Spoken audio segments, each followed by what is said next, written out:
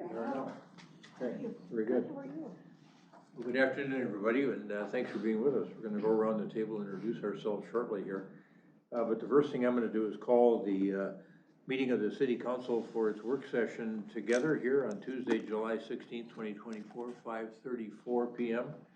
And I'm going to ask our clerk, Sharon Ellison, to call the roll for the council members. Councilmember Agley. Here. Councilmember Jackson. Here. Councilmember Pierce. Here. Councilmember Reeser. Here. Mayor Hutland. Here. And we've got a couple things we're working on tonight.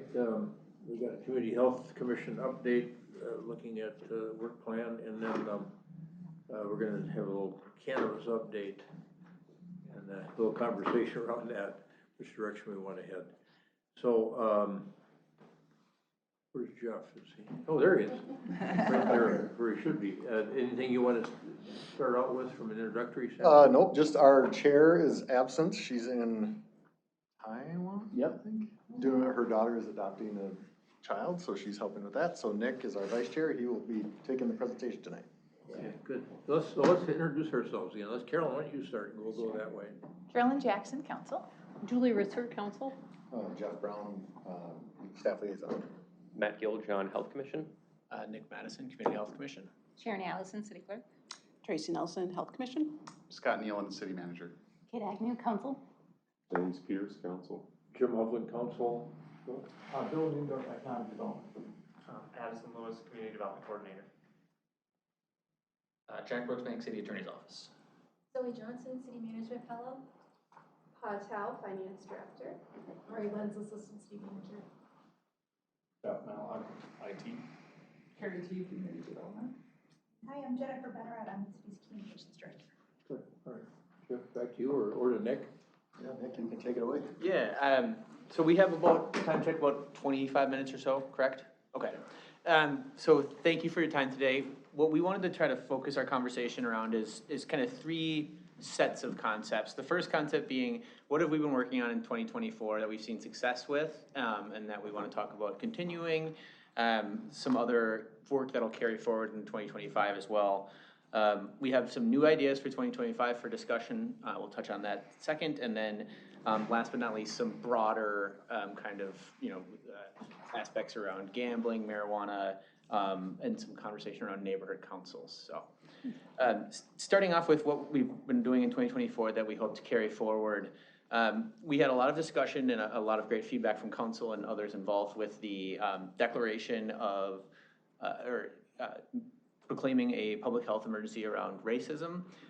With the recent arrival of our DE&I coordinator here at the City of Edina, we're going to carry that work item forward in 2025 to partner and strategize with them directly, and make sure that it incorporates the input and insights in some of the processes that they're planning to introduce as well. So we would probably continue that in our 2025 work plan, or 2024 work plan. The rest of this year. Yeah. Problem. Dash 2025. And make sure that that is all kind of in alignment and working in coordination rather than a one-off type of project there. Feedback, concerns with that approach? So when you say you're working with them, does that include the Human Rights Commission, or who are them? What's Thomas Brooks. Thomas. Our new DI. Yeah, Thomas. Okay. I don't think we've had any specific coordination with them. We originally were going to work with them, and then they kind of backed away, so we took it. Now we're understanding that maybe they will want to be back in, so. Human Rights Commission. Yeah, Human Rights. Sorry, that's the they there. All right, thank you. So possibly both the DE&I coordinator as well as the Human Rights Commission, just making sure we're not doing kind of a scattershot approach as a city, so taking our time and coordinating all of the moving pieces with those groups. Terrific, thank you. The feedback, thoughts? So on that, if it's too early to answer this question, it's fine to wait.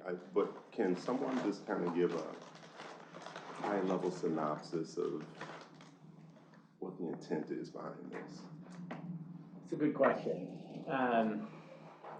You want to take a shot, Tracy, or I can draft as well? Well, I think between all of us, we maybe We can, should be. right? Yeah. I mean, we drafted as a subcommittee, we drafted a stance and a potential declaration and some different pieces, and did a fair amount of work on that. The question really became one then of what does it really, what's the follow-on and how much work would it be from a city perspective and where do we go from here? Which is why when the DEI person was gonna come on board, we said, okay, let's hold off and have the DEI person take a look at it, which he did, and so that's where we're trying to right-size it right now to make sure. So we actually have done a fair amount, and he's got sounds like some pretty strong ideas about what he wants to do. So again, we're just trying to make sure that we're not cross-purpose with one another. It was primarily a research item in in report. So we took other examples from either municipalities, counties who have done something similar, and just kind of draft verbiage and language. The actionability and follow-up is exactly where we want to make sure we take our time and coordinate with both HR, the Human Rights Commission, and the D&I coordinator. That sounds good. I've read content from other municipalities, and just the language of saying it's a health emergency, no matter what your preface is for that, then the community should expect, if it's in a health emergency, we should be doing something about it. Yeah. So rather than just a declaration or what have you, I think if we stick with that title, then we are going to have to be pretty specific about what we're doing. And that was kind of our feeling as well, because we just didn't want it to be hollow words, because there were a lot of places that did that, and in our research, that just didn't seem to really make any sense. It's you're better off not doing anything then. Yeah. Thank you. Another item that we had substantial success in 2024, April, was an event was held in partnership with an organization called Marnita's Table, around, and it's not novel. It's, you know, we think back to like when I was growing up, like you'd have like a school ice cream social or a neighborhood or community event where you meet citizens of your city that are in different age groups, socioeconomic classes, just a kind of a let's get together and get to know each other type of event. Very successful in 2024. There was one event in April, I think it was the second week of April. We were able to tap into, Jeff, keep me honest here, a short-term use of funds for this. We would like to try to do at least one event in either the rest of 2024-2025, but we do need to be conscious of where the funding exists for this. Other cities in the metro have done this as well with similar results. We find that I think it's a common statistic that knowing your neighbors impacts your happiness where you live bigger than anything else.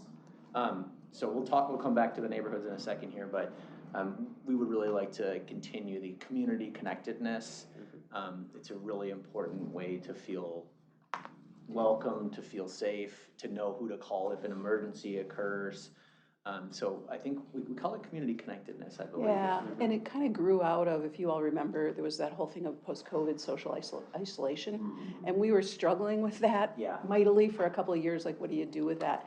And this is kind of where we landed, and it seems like it's all coalescing around this idea of building stronger communities is really the way that you, one of the very effective ways to fight that isolation. Yeah. So.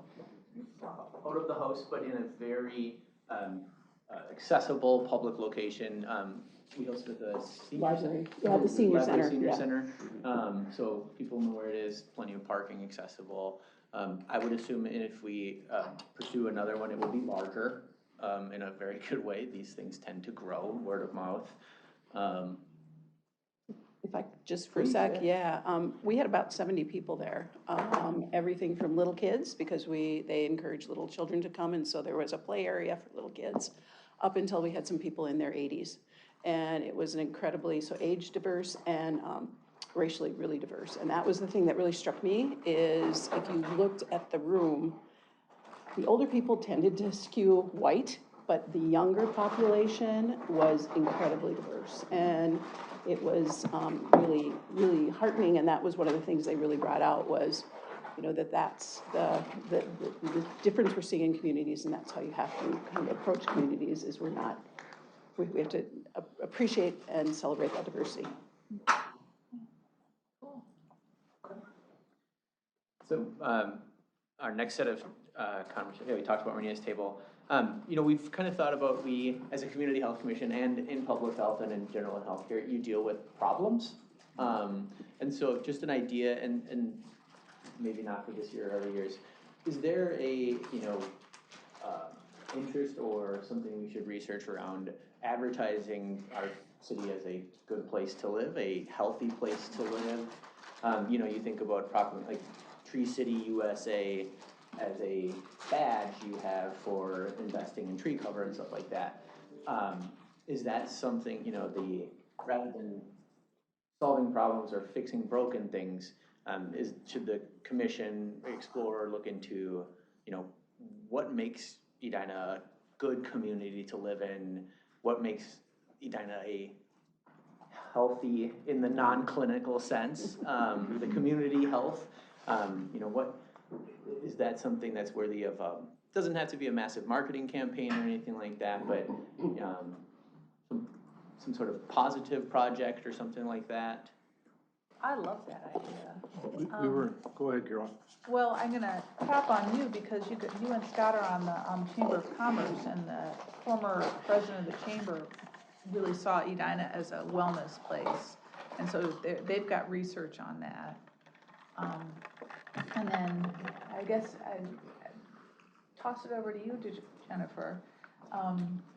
Now, if we think of ourselves as a wellness community, is that a communications thing, or is it a culture thing, or?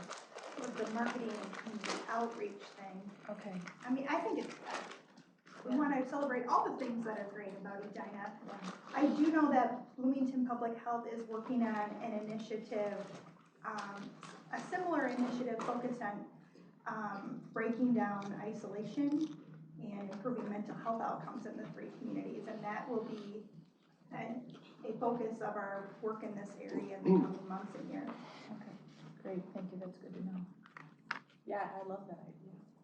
But I assume we would be going through some kind of nationally recognized assessment to be able to say Edina is being recognized as a healthy destination or whatever it is. So I don't know what those vehicles are, but as long as we're doing that, I think it makes sense. But then I also follow up with the comment I started with. If we're doing that, then areas where we have gaps, the community should expect that we're going to have action plans around those too.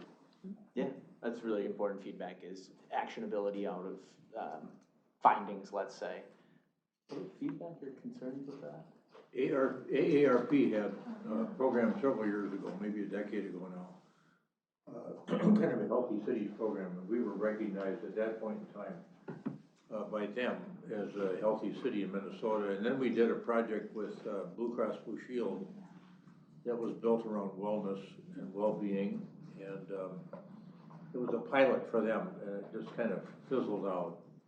But there was a couple of years there where we had a lot of activity around health and well-being. So it's something that I think is, and then we've got this health and all policies proposition, you know, so to talk about us in some form or fashion and market the health and well-being of our community, it's not a bad thing. So maybe as a research work plan item to start with, to kind of assess the landscape of this kind of wellness ranking, not rankings, but, you know, kind of badges of honor or things to advertise and market. Right. I would also want to know, I like the idea of like that positive spin and having that be a component, but what's the goal? What do we want to get out of it, or what's the intention of doing something like that? I think should be one of the North Stars as you're thinking about it. Yeah, I think the call out of where we have opportunities, and you sometimes having either an internal assessment or an external assessment. There's things we probably all would say, like, think we're great, but we may all have blind spots, and so we'll maybe do some research on, here's an assessment and here's what they're looking at, here's other internal tools and how we can look at quality of life, et cetera, and then making sure we have actionable work plan items in future years might be a good outcome from this as well. Another resource might be the quality of life survey, because Yep. a lot of questions on there, are nationally asked. Yeah, so we do use that and look at that dashboard almost every meeting lately. And so, yeah, it'll be. Great. I don't know if there's opportunity around Edina parks, but also Yeah. just thinking about, stats. Someone told me something, and I can't remember exactly what it was, but every single Edina home is X, distance or less from an Edina park. Yeah. So just biking, walking, getting, underscoring the viability of that. And it would also provide opportunities to James's point about, what we would need to do to make that infrastructure stronger too. So, I don't know. Yeah, absolutely. Yeah, things within the city's purview that Right. make an impact in the quality of life. Yeah. So we've got 10 minutes left. This is a little more open-ended. One thing we've, as a council or commission, looked into and trying to kind of navigate a little bit is, I just mentioned the stat about knowing your neighbors and how much that impacts your satisfaction where you live. Interested in council's feedback around engaging the neighborhoods as part of some of either the marketing or distribution and dissemination of, let's say we do another event where we get folks together, supportive, is that maybe not the right use of the neighborhood groups, but I'm curious if council has feedback on maybe a closer engagement or some sort of formal communication we have with them. And if I could jump in, one of the reasons we're thinking that is the event we did with Marnita's Table was wonderful, but we didn't want it to be a one and done. We want to build that muscle within the community, and that's where we started talking about, well, gee, would really be great at the neighborhood level, because let's face it, we all know or most of us know our neighbors are where we coalesce. Not that the whole community isn't viable as well, but it's kind of starts right there. And so trying to build out of what we did in the isolationism, get to know your neighbor, that's really where it's impactful. And so that's where we kind of started going down, and we know that there are some really strong neighborhood associations, and then there's some neighborhoods that don't have anybody. And so we talked about, maybe we take that on as like that next step. For sure. I like that. Yeah. Okay. I like that as a way to try to more hyper localize that type of engagement. I'm not as excited about it as a communication mechanism for something that's more large and citywide. Sure. Reason being, though the people who are already engaged within their neighborhood association in some ways have those ties, and I would see if we're doing something more community-wide, it's about engaging and bringing out people that might not have as many of those ties. And I worry about, I think you said 70 people at the last kind of dinner or whatever the engagement was. There's almost like a tipping point of getting too large and not being able to have that same desired outcome. And so I worry about just like, if everyone from, Pamela Park neighborhood came out, it might not have that same desired effect, or it might be overwhelming from like a ratio perspective at an event like that. So I think I absolutely love it as an idea, but just be intentional and thoughtful in what would be the impacts of doing that.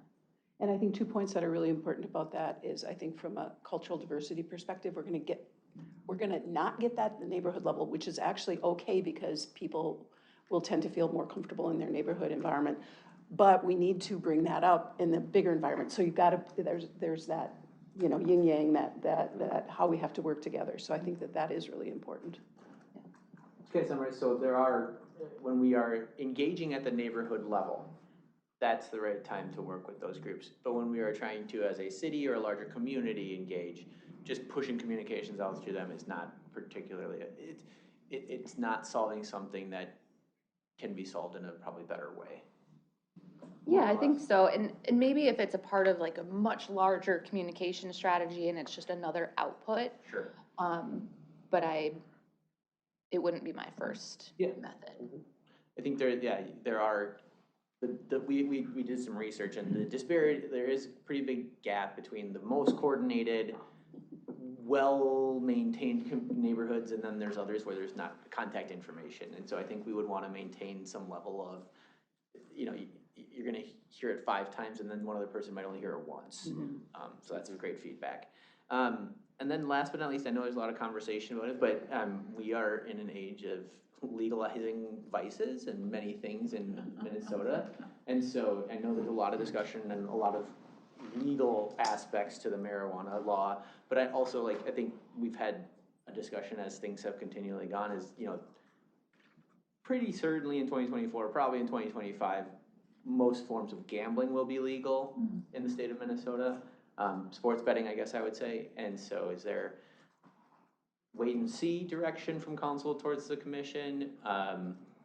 Any sort of keep an eye on it? I know let's not get ahead of or create opportunities that don't exist yet, but it was something that came up in our discussions. Well, it's interesting, particularly with the cannabis. I did do some research online, and I believe there's 3 states, Alaska, Maine, and now I forget the other one, that have a warning on cannabis products that exceed the basic don't drive warning. And I know in Minnesota, there really wasn't much to that label. And I've received weird feedback from, well, people respond differently, but I have wondered, you know, could we as a municipality have some kind of signage indicating, you know, I don't know if we could get a message on products, but, you know, a flyer that would have to go into, I have no idea, but I would be curious to find out what you might learn from that by looking into that. But I'm not directing you, but that's sort of what that's been in my head. I know like in Europe, tobacco has very different labeling than it does in America for something like that, right? And Ireland now puts warnings about cancer on their alcoholic beverages. They're the one country that does that. And it really is a serious connection between cancer and alcohol. So there's opportunities. So I'm gonna jump on Member Pierce's bandwagon here and say, if you do that, what is the expected outcome? And I'm thinking in terms of what tools do we currently have that could help people address gambling, right? So are we looking, would it require, you know, a whole new set of staff and rules and everything? So I guess maybe just a research to say, what have other communities done? I think that's where we would try to aim for as a commission, and it's like, we don't know where legislation will go in the next, 24 months, obviously, but the discussions in the past session made it clear they were moving towards this, and so a research type of work plan item would be exactly what I think the commission would be looking for, because I think that so far, the way the state has tackled marijuana has been substantially controlling in what municipalities can and can't do, and it'll be interesting to see if they take that approach with gambling as well. So, yeah. When I was a kid, they legalized horse racing in Iowa. You will remember that. But a big part of that was there was a strong Dutch Reform community in Iowa, and they said, absolutely, we will not vote for this unless there's a strong, support for gamblers who get addicted. And so, I don't know what that looked like, and that's a state level, not a city level, but kind of just for a framework of, what people have done. And it's in the scope of community health. We're looking at these opportunities as how can community health as a commission or as a part of the city minimize the negative impacts. That's kind of our role, at least that's what we're trying to. And so with marijuana, it's within the scope of a municipality and within the scope of a community health commission in a municipality. What can we do to make sure that people have healthy, long lives with or without these choices? So one other thing, I saw opioids on your list. Yep. You're getting 2 new student commissioners, well, one new and one renewed. When we heard from the sheriff, she said kids are telling her that the adults in their lives aren't talking about the danger of opioids. And I shared that with the school district, but I'm sharing that with you. You're gonna have a couple student commissioners, and if they could get more information on that, because the sheriff, and I was just learning about the funding needs for the jail yesterday and the holding center and everything. And the explosion in drug-related everything with the opioid crisis is extraordinary. And, you know, sometimes we live in a bubble, but the kids are seeing it. And so if you could tap into them a little bit and see what their feelings are on that, I appreciate it. Yeah, we've been pretty lucky with our student members, but particularly when we were planning our community event. They had great feedback around, oh, well, should we just do it at the school? And I said, well, that's relatively insular, you know? You need to get out of the walls of the school. Yeah. And so that's great feedback, absolutely. Okay, good, thank you. And I think building off of that, and then marrying it back to the gambling component to this, if we're thinking about, like, as a community, what are the next things to tackle, and gambling could definitely be one of those angles. Based off of the student commission interviews that we did, am almost more interested in something like mental health crisis that we're seeing in youth right now. And not that it's necessarily an either or, but just thinking about how I do feel that there already is a heavy amount of regulation when you think about, even like you're seeing like the sports betting, and at the bottom of every advertisement, you know, it's got, you know, go here for help. And there is a lot of structure, I think, already there, where it feels like we're more at the beginning of the, I don't know what the curve would be, but at the beginning of the process of understanding the mental health crisis in youth today. And so maybe in that sense, it means that it's more vague and not necessarily something that you feel equipped to just go and do a research study on, but just thinking about the impact of social media and device usage, and are there things that we could do around that realm? Because that personally, I think, is more top of mind, and more top of mind based off of discussions I've had with people in our community. Yeah, I think when we've touched on this area, we need to partner very closely with the school district, who has a lot of ownership of this space.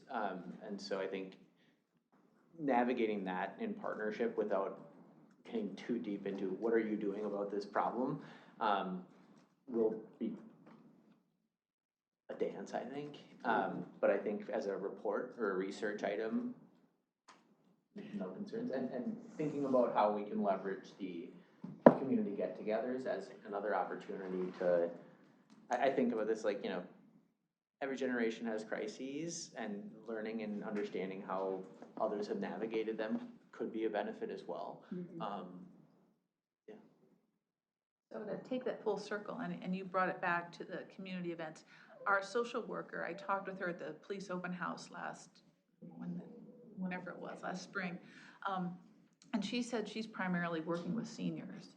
So, you know, if you haven't talked with her about that, and that's also a way to, you know, who's lonely in our community, and who's, you know, who's at risk, and how do we get them into these situations where we can strengthen the bonds.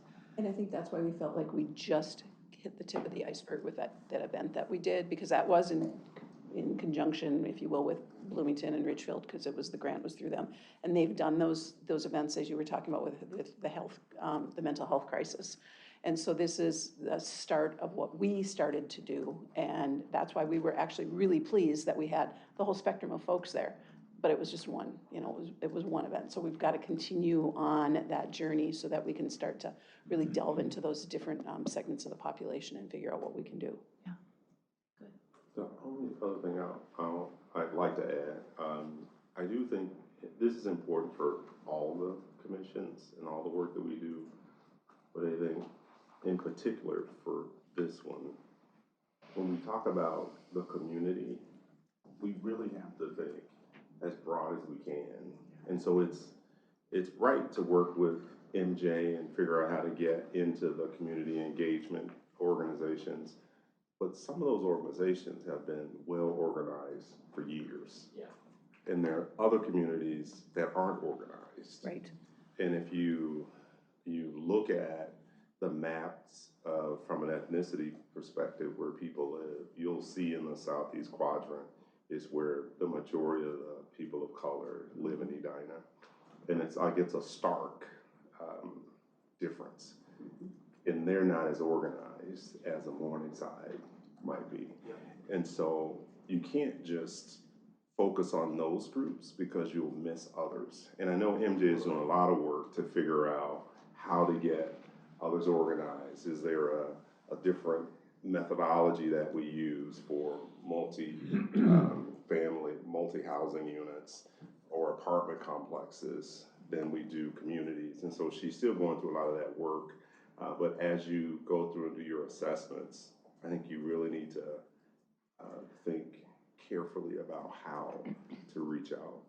Totally agree, and I think that's where the cultural diversity too drives you to what you need to do, because different cultures like to, you know, there's different norms and different accepted, you know, ways of integrating and reaching out to those folks, to different groups, so. And that's also the Richfield School District, a lot of it. Yeah, and that's the one thing with school districts is, you know, then you get into, well, there's private school and there's, you know, it's no longer the days I grew up where there was one school and that was where everybody went and it was, you know, easy. We don't have that, unfortunately, or maybe fortunately. I think primarily our goal is to provide an entire community approach, regardless of your neighborhood, regardless, and so I think events where we can showcase and provide the opportunities for connections to get outside of your neighborhood is a really clear goal of what we're trying to drive in some of these events. And so I think it's a both and, but specific for the right audience of what we're trying to solve for. I do think that you'll get expected turnouts and outcomes if you only use the neighborhoods, because there are structures and legacy systems there. You can see it in the websites. If you've ever looked at some neighborhood associations have very built out websites, and others have no contact information. So we need to not just assume that that works, because we need to connect with the whole community. If you think about the southeast quadrant, and you could think about this by quadrants too, not just by neighborhood, that James mentioned, where there are people from so many cultures in that southeast area, plus that's where most of our seniors are, I think.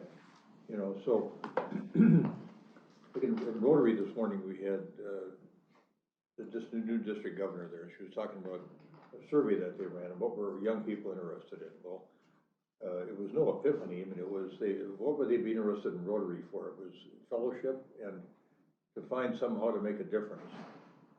And that sense of belonging and having a place that you can call home and you feel good calling home is important to everybody. But in that southeast quadrant, where so many people probably don't know each other, to the point you were making, they have some kind of an event or series of events where you get people to give people a chance to come together from different cultures and different age brackets and sit and visit with each other would be great. And, you know, I mentioned over the last few years, I talked to a couple guys that happened to have been in Milan, Italy, one summer, and they had this event there called the Long Table. Yes. Basically a potluck. Yep. You know, and so I thought, well, why wouldn't we do? Right, we could do that on the promenade. We could do it at Centennial Lakes. Yeah, we would love to. Invite people in and let them sit down with total strangers and start conversations and start building relationships. It's exactly what we want, basically what we're trying to do. That's what we did in the initial one. It's amazing. Just creating the forum and feeding people, typically they show up. Yep. People want to meet each other. You know, COVID created this, you know, very large gap in physical, even just seeing someone in person. A substantial amount of people work from home 100% of the time. And so just creating, it's surprising how just a couple things make people open to meeting their neighbors, chatting with them. And so we really strongly believe that this is a huge impact that our commission can make on, you know, that mental health, the feeling of belonging, the knowing who to call in an emergency, and the whole community can benefit from this. And so really appreciate the support as we go forward. And I know we'll work with Jeff on how we go through funding or whatever it looks like, all the processes, but this was a major success in a first try. So very exciting. I think you're the right commission to be doing this work on this mental health issue. Thank you. All right, so we're gonna talk now about how cannabis can help with mental health. No, we're not. Or otherwise. Thanks for being here. Great job, dude.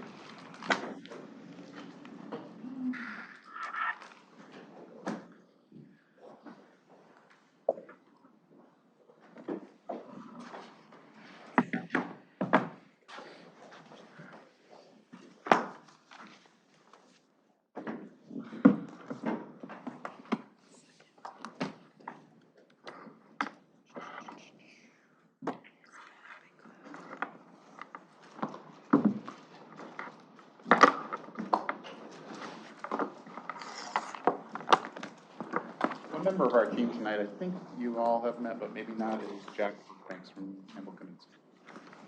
I think I've met, I've been in a couple of city council meetings so far. That other cord we had earlier.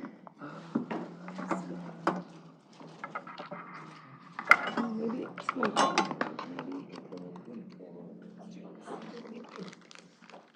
of them will work.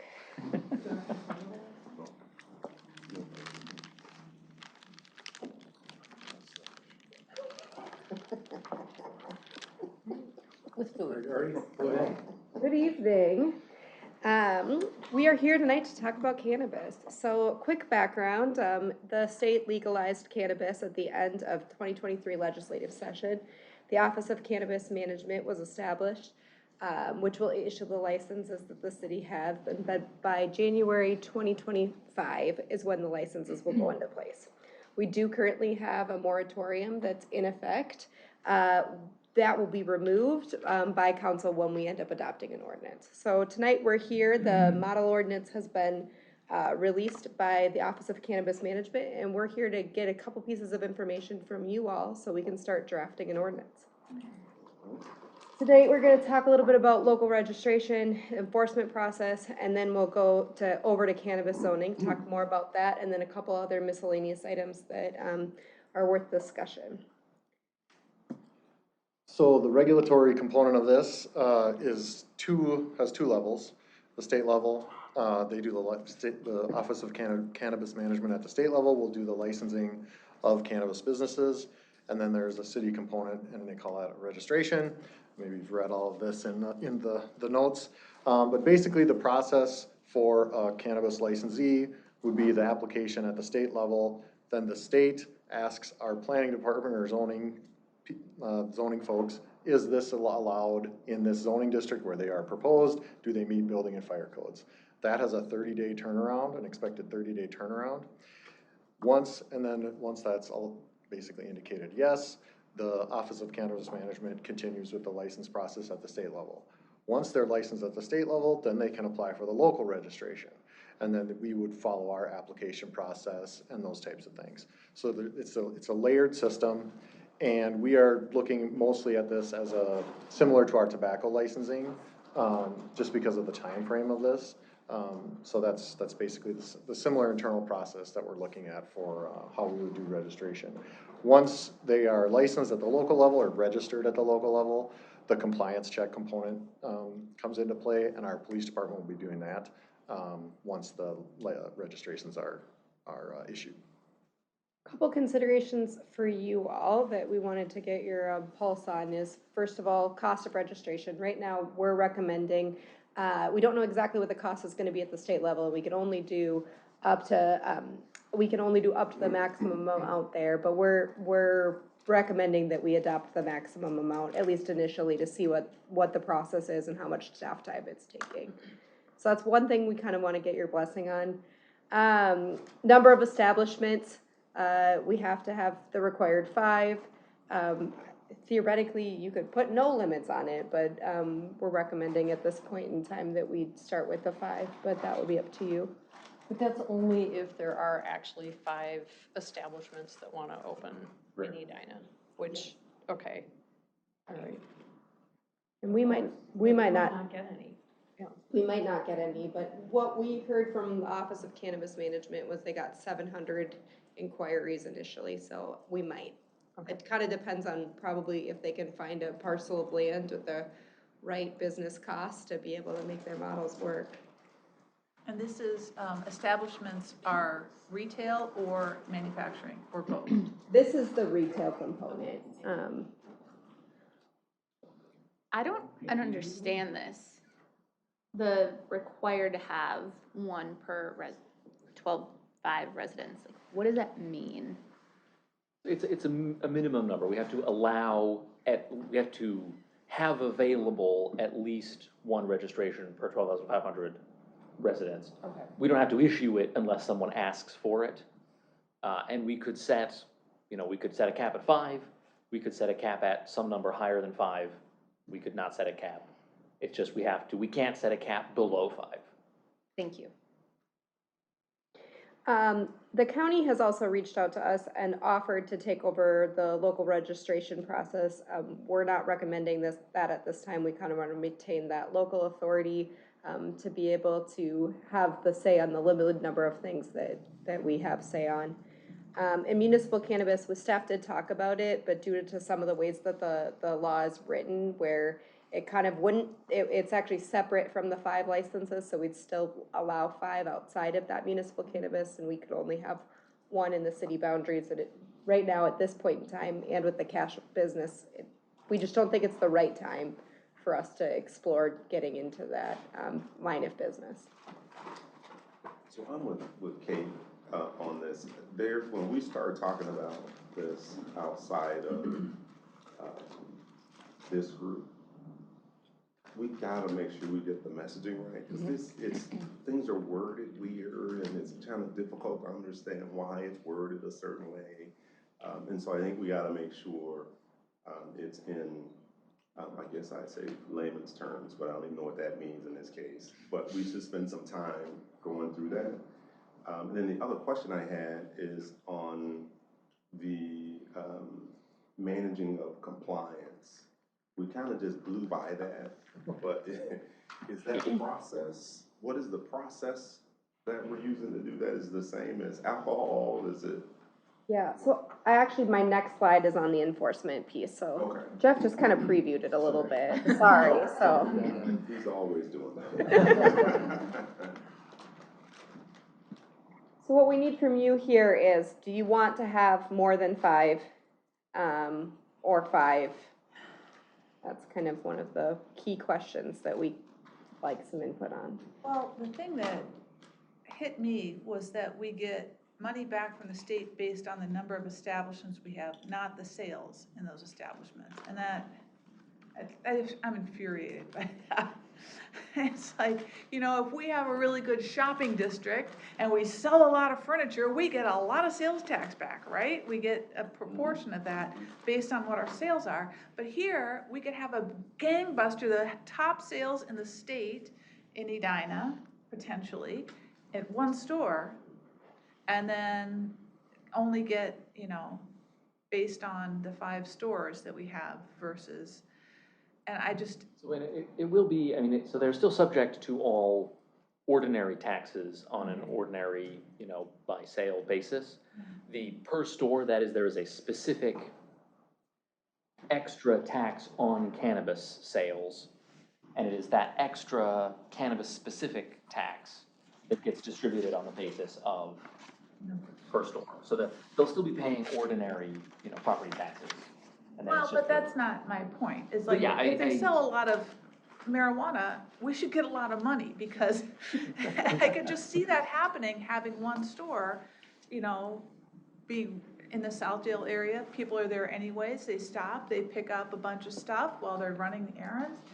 And yet, even if we have the top sales in the state, but we can't change the law. Don't go thinking about running for the legislature. No. We like you right here. Well, thank you.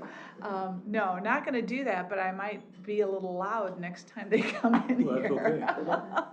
Cause I'm just, I guess, so I would have 0, cause I think this should be a child-friendly city, but, so I'd go with 5, since we have to have 5. So maybe looking at it is we'd be okay with the minimum instead of just saying we'll just take whatever the market gives us, right? That's another approach. Yeah, like I said, to me, it's gonna be the sales in individual stores that are gonna make the difference, and since we can't change that, And really, the minimum is taking I guess your total population, because it says residents, and you're dividing that by 12.5. That's right. And that's your number. And rounding up. And rounding it up, yeah. Your minimum. And so what is a challenge for me, and it's just picking back off of Member Jackson, I don't have enough understanding to be able to give you an honest opinion. And so I don't, what is the impact if we have fewer than 5 or more than 5 or whatever? I don't understand that. Well, and I guess I would ask, on what basis? What do you mean by what impact? Because where my mind went, and if I remember correctly from the packet, I think we have 6 alcohol with I think it was 3 municipal, and then there were Cub and the gas station, whatever it was. So my mind is 5 seems appropriate because it's kind of in line with what we have from an alcohol perspective. But that's the only kind of baseline or comparison that I have. Is that the right basis? Right. Right. I'm totally with you, yeah. well, I think of cities in California where, entire blocks, it's like Starbucks, that there's just one and every, couple half mile or something, in some areas. And, I don't know what the rent is that people would do that, but do we want to just open it up and have that be a possibility where it's a big ubiquitous, or do we want to have it be more? That is more than the number of Starbucks, which I think is also 5. 6? We have 5 Starbucks, but then if you add Caribou and everybody else, right? Does this include, the medical, the official, it's retail, but it does not include This is recreational. This is retail. recreational, okay. So it's retailers, and then there's another couple of business types, micro business and mezzo business, which is kind of a brew pub model of sort of cultivation through sale. And so this would be anyone who is selling cannabis at retail to consumers would count towards that 5. So restaurants that offered beverages too, or no? So restaurants will only be able to offer the lower potency, the currently legal 5 milligram. Got it. And that won't count. Okay. It has to be the sort of the full strength. I'm comfortable with the 5 limit, and I mean, we could always change it if for some reason we felt like. Didn't have enough And we weed don't in the get town. that per store anyway, right? Isn't it a minimal amount? I thought it was I can't remember from reading it, On but the property tax side? yeah, I thought it was sort of oh, whoop-de-doo, not great, okay. And this is the license, right? The registration. The local registration. Yeah. So what I'm hearing, What's the distinction between what James is asking, and what you're saying? Well, the license is the state level, the registration is the local level. So we can control nothing at the state level until, I suppose, if we get to 5, then they would, if the state gets an application, they would ask, and we would say, we're at the limit, you can't issue that. but it wouldn't change license. They still are the ones that hold the license. So it's different than your liquor licenses where we set those parameters. There's really a very small number of things we can regulate. Right. How do you decide, if you pick the minimum, just to be cautious? That's kind of where I would be. How do you go with deciding who gets them? Is it first come, first serve, or? It's chosen at the state. So the state gets, they're gonna tell us, here's your people, and then there's a process that we'll go through, but again, we have very limited discretion about what we can review for, and then they would make What are the elements that we can review for that determine whether we want to register somebody or not? So the elements are, do they have a state license? Do they meet zoning? And the state license already checks for zoning, so really we have. So the state, as part of the state licensing process, they ask the city to comment on the zoning. So it's sort of working together on that second element. Okay, so what would happen then, I think, if they open and the first day, 10 people apply. So it goes through the state, and they have, originally it was a first come first served basis. As part of the legislative changes this year, they've moved it to a lottery. Okay. So they basically, once they open up the actual license applications, we're kind of reading the tea leaves a little bit on what's gonna happen. Basically, they will call the city, if they get a bunch of applications in Edina, they'll call the city and they say, how many do you allow? And we'll say, whatever number we pick, 5, for example. And they will say, cool, we'll pick 5 names out of a hat, and that will be your 5. There's no way to determine financial stability as a criteria for registration. No way that we can. There is elements of the state license application include things like financing a business plan. And so those are reviewed by OCM, by the state agency, with an eye towards one of the license criteria that they have is projected stability. But that's not something that the city can be involved in. Okay. All part of the licensing process. Mm-hmm. And those licenses are Proving your financial non-transferable. fitness is a licensing criteria. Yeah. Mm-hmm. If I could ask a question, can a private landowner say no? Like, if I'm a commercial business owner, do I have to lease to one of these 5 people that's selected? Or No. They gotta find their own place to rent, just like Yeah, I mean, commercial business. you could, if you're a landlord, you could. Zoning. Yeah, no matter what the zoning, if you're a commercial business owner and you don't want a drive-through or a liquor store or whatever, that's just a private property, right?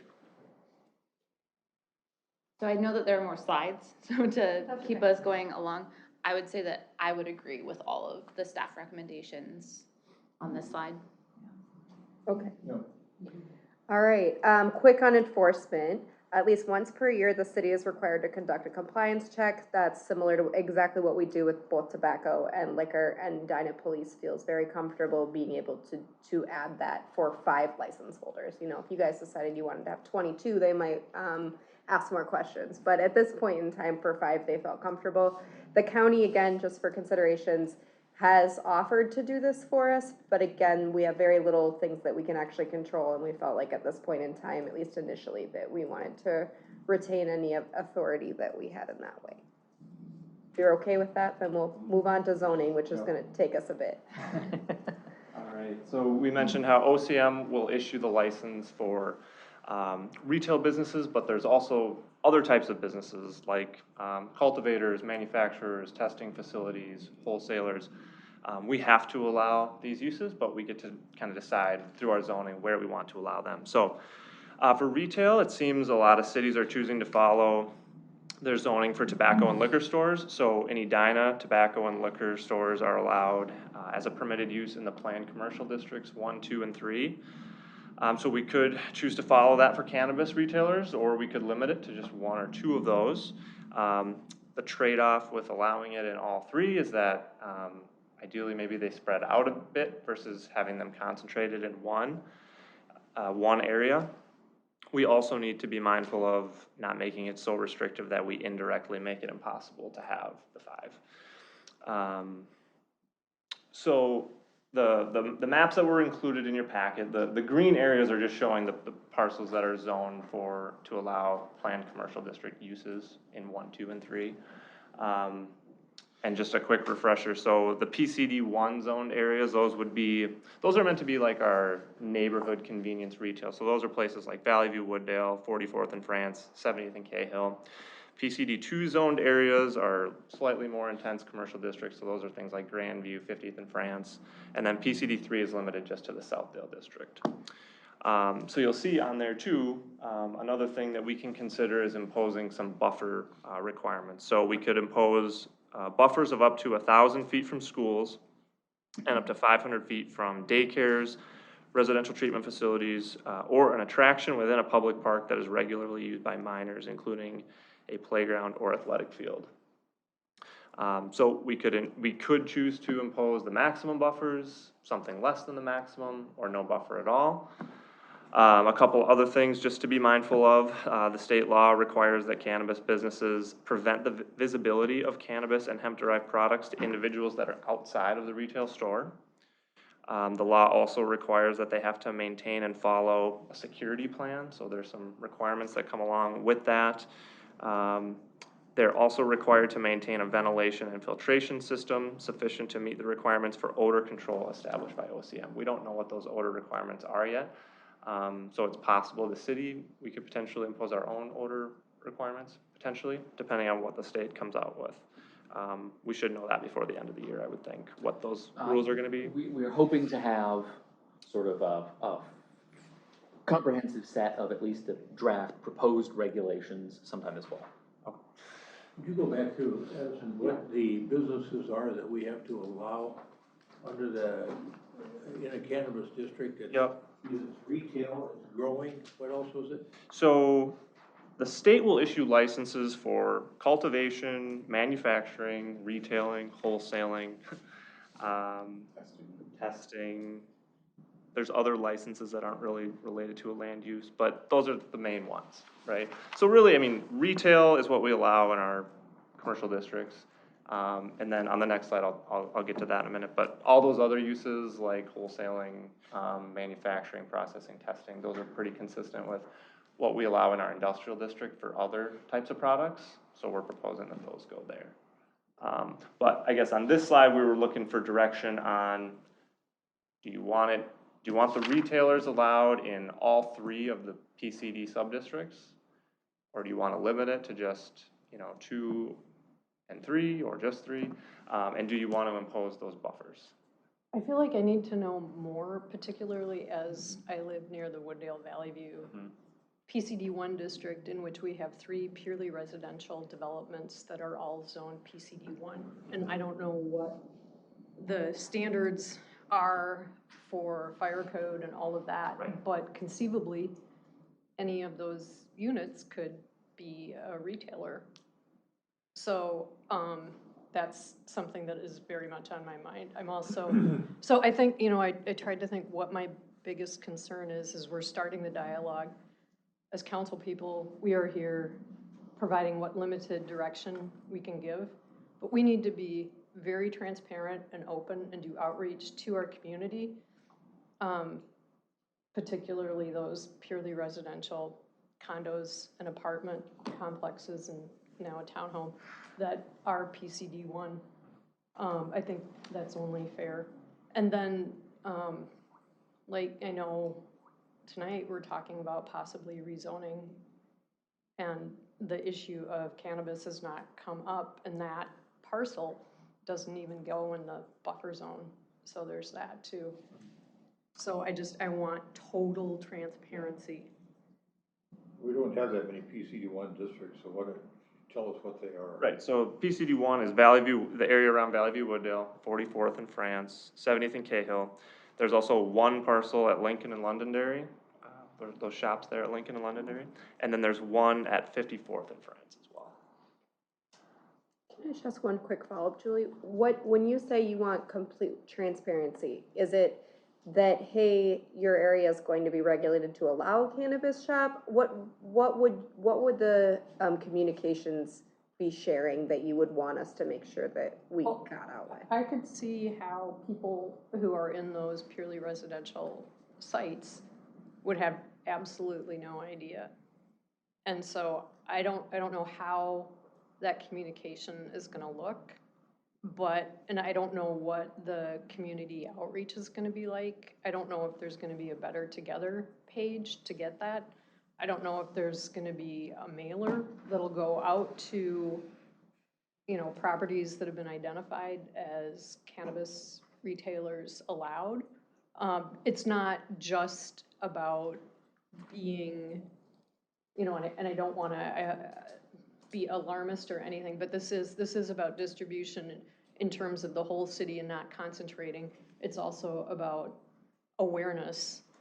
And so it should be something that is, provided to people who, could be impacted by this. And Julie, are you saying, so if you're in a PCD1 You're just saying they should be aware if we were to decide that in those retail shops, there could be cannabis sold?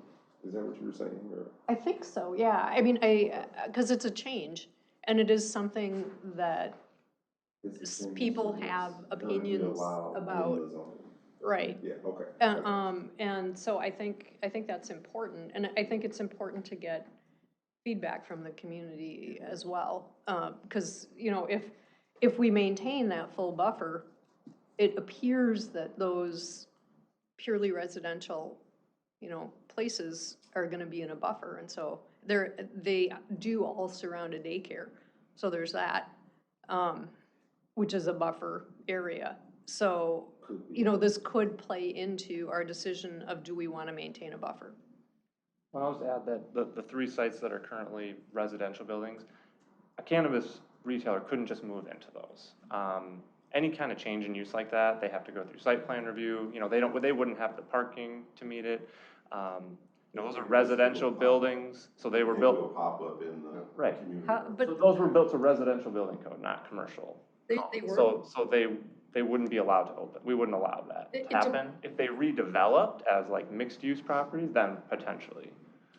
But I guess the door is open and they are commercial. They are next to a daycare that has a parking lot that is not used on the weekend at all or after hours.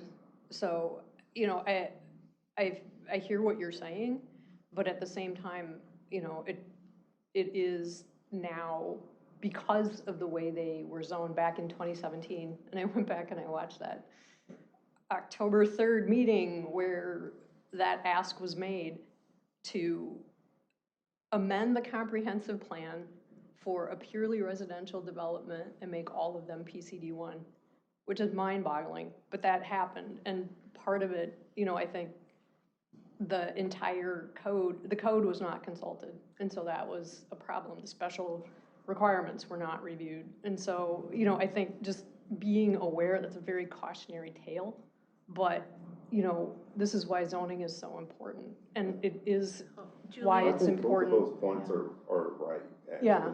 So the transparency of, hey, we're changing something in our code, we should be doing that anyway. And I assume this will be part of the communication plan, whatever we decide. But I also agree that we wouldn't allow a purely residential building, do a pop-up to start selling cannabis, right? That would have to come through the process for approval, and we would not approve that. It's the state's call though, isn't it? Well, they have to meet building code. But if they did. Well, they wouldn't meet building code for being able to do retail sales. Okay, so you're absolutely positive about that? Yes. Okay, because I don't have that knowledge. So I've got a couple of questions. One is areas that are PUD. How do we? Yep. This includes the PUDs that allow PCD1. So like a lot of our PUDs, especially like in Southdale, those were zoned PCD3. Okay. And then they were rezoned to PUD to allow a specific project, but they still allow all uses, you know, so some of them will still say that all uses allowed in PCD3 are permitted use. Okay. So those are captured here. Okay. And then my second question is about daycare. Karen? About daycare and daycare sites. So we've got a daycare shortage in the state. I don't know how extreme it is in Edina, but if we are trying to get, you know, as many daycare places as possible, and we make that a zone, you know, maybe this is a question for Bill, you know, is the supply of daycare fairly stable, or are we getting new daycare? And if we do that, then, and how does that work? I'll just say this buffer requirement wouldn't limit the daycares, it would limit a cannabis shop from opening. So right, if a daycare opened in an area that was within 500 feet of an existing cannabis shop, now that cannabis shop becomes non-conforming, would be my understanding. Okay. So we wouldn't say, no, a daycare can't open here because there's a cannabis shop within 500 feet. Okay. So hopefully they would know that when they pick their site, that there was a cannabis. It wouldn't prevent new daycares from opening, but it could prevent new cannabis shops from opening. And this is I guess, how fluid is that market? So if we say we're gonna put a buffer for daycare, you know, are, you know, churches and commercial buildings, opening, if I have an office and I wanna provide daycare for my employees, does that then push out the zone? If it was a new licensed daycare and there was no cannabis within that zone, then the buffer requirement would go into place and nothing new would be able to come in. So this buffer would be based on when we receive an application, what's the buffer at that time? This is what it would be today. Okay. But it's not, we're not creating like zones as this map is. Okay. That's just what it would look like for today. Okay. So you wanna talk about PCD 2 and PCD 3, two of those primary zoning areas? So, so PCD 2 would be like 50th and France, Grandview, and then there's an area around like Metro Boulevard and Edina Industrial Boulevard, where the Jimmy John's and Starbucks is. That's PCD 2. And then PCD 3 is just the Southdale district.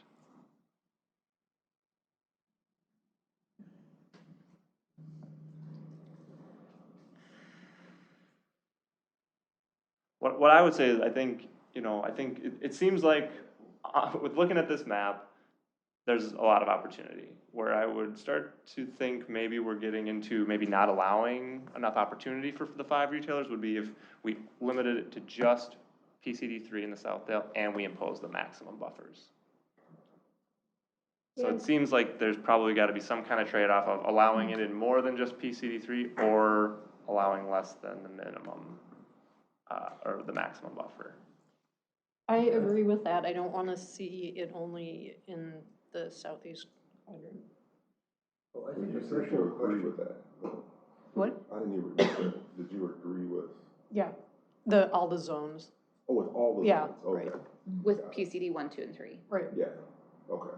Because Addison, I thought you were saying the opposite. I was saying if you definitely want to impose the maximum buffer, you can. We probably can't also say, and we're only going to allow them in PCD 3 because then it cuts off. There's just not enough opportunity for them to actually happen. Gotcha. And you don't really the want threshold all, question is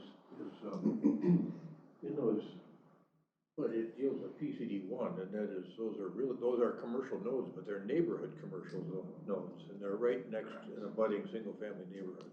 Correct. So Yeah, they may or may not have a daycare or a school nearby that could be in a potential buffer area, but to me, it makes no difference for this conversation, because I think the more fundamental question is, do we want that kind of potential activity in a neighborhood commercial node, PCD 1? Mm-hmm. And I think that, yeah. Sort of my guts, the instinct is no. And if we have to allow them in PCD 2 and PCD 3, and then have some modification on buffer that we think would pass legal muster, we got somebody who's been studying the cannabis law here. So I'd be why- open to that as well, Well, why not PCD 1? because it is so close to residential. and we did pick those 3 We're all originally. close to residential, isn't it? Yeah, we are. We picked that, the reason we made that initial recommendation, and we're good with anything you guys want to do here, but was liquor and tobacco are currently allowed in those 3 zoning districts. So we were just replicating the same process that we had there to try to be consistent. Okay. And that's what I'm feeling That's like what we I should do. Shouldn't be unique. I agree with that.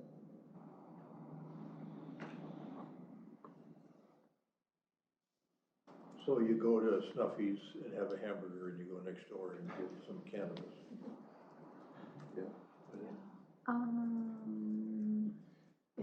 Yeah, I think so. A lot of that area is buffered out just because of the daycare Yeah, If we do and the park. Depends on the definition of the buffer, right? Yeah. but have to go to Margot's. It looks like the far end of that retail, the way it's kind of parceled out there, you could have one on the west side of that retail strip at Valley View Woodale. Essentially.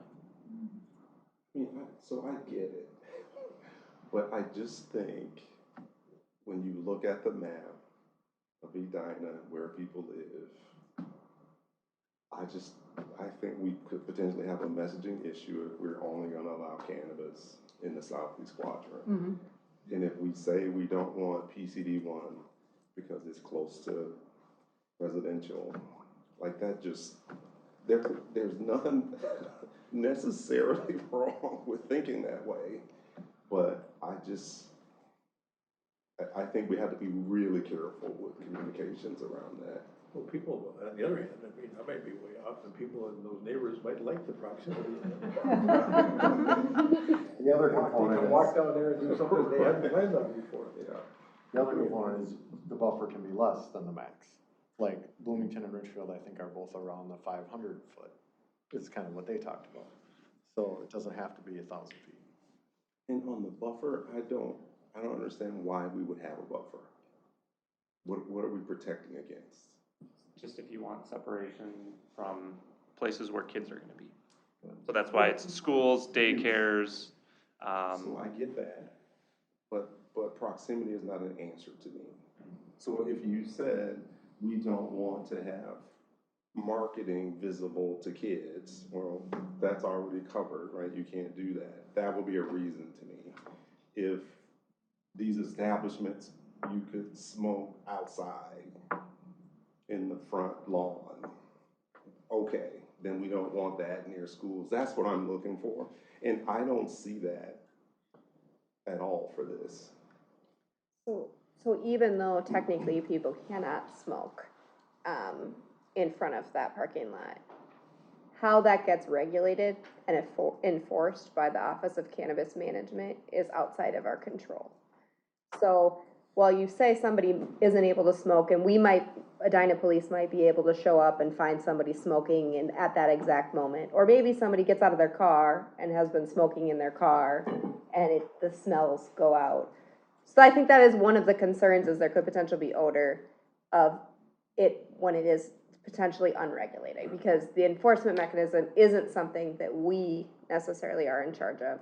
Cannabis management would then have to go after that business specifically and their license, and I don't know how long that would take. So those There are is the kinds of some- reasonings I'm asking for, to just kind of go back to Kate's point earlier, the basis for making a decision on.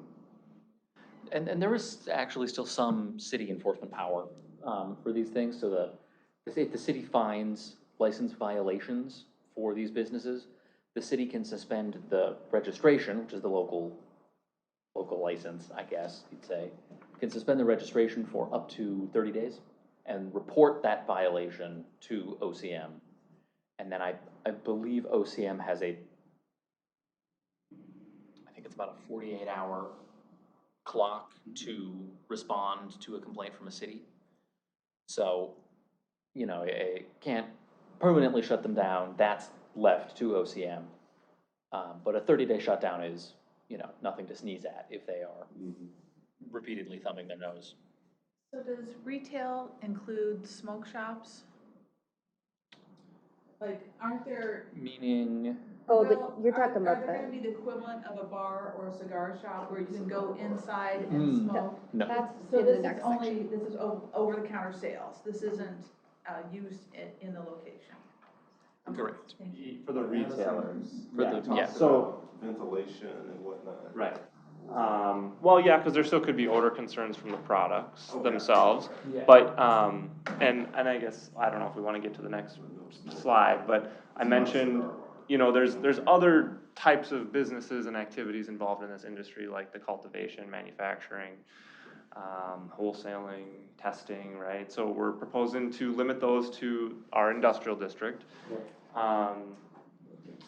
A business owner that's issued a micro business license, which Jack talked about, like that allows for everything from the cultivation, the processing, and retail, right? To the same Retail, there's, to the same entity. Yeah. And if you have that license, you're also allowed to have on-site consumption, similar to like a brewery tap room. But it's not products that you can smoke. It's just like the edibles and drinks. Would that count within the 5 allowed? Yeah, it would count as a retailer, yeah. Yeah, so that, the way that micro businesses work is you get a micro business license, and then they have an endorsement that you can get for like each of the different sort of ordinary standalone license types. And so if they have a retail endorsement, which is sort of the whole point of having a micro business license, then they do count towards the 5. Okay, and so looking at this map, Do you wanna see retail or you wanna see cultivation? cultivation, Okay. you've got the buffer zone in place. And so the industrial that's across the street from Fred Richards Park is in that buffer zone. Correct. So it appears that the only industrially zoned land, well, not entirely, because there's a spit that sort of runs up along 169. On the west side of 169, But, you know, when we talk about, and also it looks like the London Dairy, that's all in the buffer zone. But I mean, I'm not sure I'm seeing everything. But, you know, I really think it would behoove us to come up with a light industrial zone and a medium or heavy industrial zone. And this would be another, especially if we are considering removing that buffer. Because do we really want, if we did that, would we want to have cultivation type entities right across the street along that route? Well, with that buffer, they wouldn't be allowed there. Well, They so, wouldn't be allowed, but sorry. I think this is another reason why it would make sense to have light industrial and heavy industrial when we move forward with zoning, if we were gonna do that in a very methodical, purposeful way. And that would also be a way to deal with the irregularities from the Away trailing from- groups yeah. selling directly to the public. You know, so I mean, it just seems like we keep getting these situations that are showing us that we should have 2 industrial zones, and it would make sense to move that way. But with the, as you said, with the buffer, that does protect. I'm gonna move us back really quick to the retail stuff, just so that we can make sure we're firming up. Are you guys okay with buffers, the buffer requirements there? You weren't recommending any buffer. We didn't actually make a firm recommendation in anything. We showed you what it would look like as a maximum. If you want us to make a recommendation, we would probably recommend that we start with buffers, and then at some point of some sort, we could always minimize it. It's harder to go the other direction once you've allowed something. But that's, up to you if you. and I think this, What were you gonna say? Do we have them for liquor and tobacco? No. And do you know why Richfield and Bloomington, what was 500 feet? They've had discussions at their advisory boards of health, Bloomington did, and that was their recommendation. And then Richfield just had their council meeting recently, and they were less than the max, but not 0. I don't know if it was 350 or 500, but they were they didn't wanna go to 0, but they didn't do the maximum. Well, and they haven't decided anything either. I think they're kind of at the same point as Yeah. we are, where they're just discussing. So their staff was just kind of throwing, proposing something, but I don't think that their councils have taken action. Right. And we don't need decisions tonight, Right. we just need to get a sense of where You had a strong you're feeling. going. I don't know why we would do buffers. We don't do them for tobacco and liquor. And so if we do have buffers, I just want to understand the reasoning behind it is all. And you could convince me that we institute a buffer and then we adjust as we go or something like that. Like we could do that too, but I still ask the same question. So we should be prepared to be able to articulate why we're instituting buffers if we do. That's how I feel too. So, Where were we on the zoning? PCD 1, 2, 3, All 3. yeah, all 3? I think so. I think to me, the difference is that we have how many liquor stores in town? We have the 3 municipal, and that's it. And they would all fall within, if we had the buffer zone, they'd be safe. They're outside the buffer zone, right? No. Well, Grandview is primarily open, right? There's also Cub, Jerry's, and Speedway that have off sale. So Grandview is within 1,000 feet of I OLG. think they have non-alcoholic that gets tagged What as. was that at? The Grandview liquor store is within 1,000 feet of OLG. So that buffer from OLG kind of wipes out the entire Grandview district. So if we made it 500 feet, Yeah. Then it would be possible. So- it Non-intoxicating liquor. has the same effect So- as. Great. putting a buffer around the liquor stores. If we had a buffer around the liquor stores, or that would apply to the liquor stores, they would be outside the buffer zone. I mean, I think that's, you know, I like that, I'm interested in the comparison. But, and it's different from having it served to something you pick up and carry out. And I think that's where I'm drawing the difference. Well, I mean, you've got Just think bars, about- right? Oh, well, like Think the about the cigar daycare bar. down at Yeah. Bellevue, Wooddale. Yeah. Is there a reason that we wouldn't want a cannabis store in that little shopping mall down there where Patisserie Margot's is, because they're within 500 feet of that daycare, to your point? I don't know what the reason would be, I can't figure it out. Right. Right. The only thing I'm thinking, A like, 4-year-old can't go down there and buy Right. cannabis. I'm thinking of a 14-year-old. Escape from the Yeah, Right. daycare. right. But if they were This is gonna take consumption bars, like a cigar bar, then I would feel differently about that. For me, that would be because of the smell. Yeah. So like you said, they have the micro businesses, they can have on-site consumption. No one under the age of 21 is allowed on the premises. So that's different than like a brewery tap room, like you see kids at breweries. But they can't, and it has to be, it can't be visible from the outside. So we could require it be indoors, I believe. And it's still, like you mentioned before, it's the non-smoking products. So Right. there's no indoor smoking. So the way the cigar bars work is there's a loophole. You're not allowed to smoke indoors, but you're allowed to sample product indoors. And that's how cigar bars work. And they quite explicitly closed that loophole for cannabis. Yeah, so the concern about odor is more from the product than the smoking. Or people driving there and what they're doing in the interim outside, which technically is not allowed. It's just whether or not it's enforced or not. And I think that's part also of why the setbacks from the parks was included in there, is the idea is that you could go to the store, make a purchase, walk across the street, and then, even if you're not supposed to, it would be an easy place to go smoke. If I can add, one city did not have buffers around for daycares because children are supervised as they're going from the car into the daycare, probably close to what you just mentioned. Okay, we're going to work downstairs. We stand adjourned.